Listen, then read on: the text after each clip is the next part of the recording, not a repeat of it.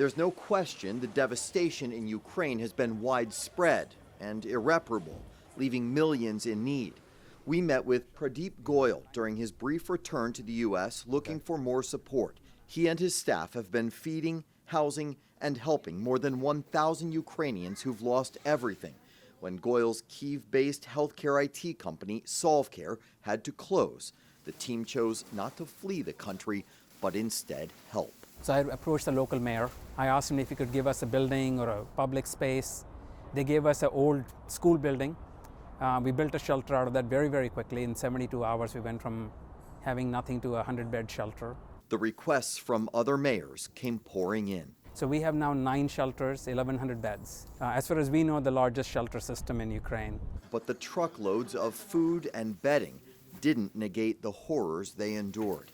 What they're telling us is genocidal. The hardest one is the children. There is a little boy, about 9. He saw his parents crushed alive by tanks. They were laid down on a street and tanks were rolled over them, and the kids were made to watch. The kids were made to sit there and watch while their parents were being crushed alive. The soldier said, now you have new carpet for your house. One kid told me that his sister was cut in half by machine gun fire while they were fleeing. Another one told me that his sister was told to run, and while she was running, they shot her legs out from under her. The soldiers, when they commit these crimes, are essentially telling the people who they're torturing, this is their job.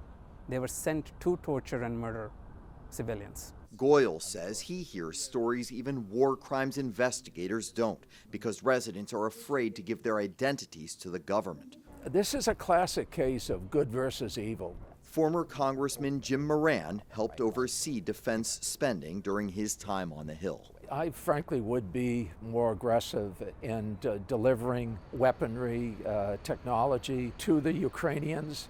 And hopes the humanity seen there will inspire D.C. decision makers here. Why are you sharing this with me? This fight will come to our doorstep one way or the other, ideologically, economically, societally. If we sit this out, we lose all credibility as a nation, as a society. How are we going to stand up for anything if we're going to permit genocide right under our eyes? In Washington, I'm Scott Thuman.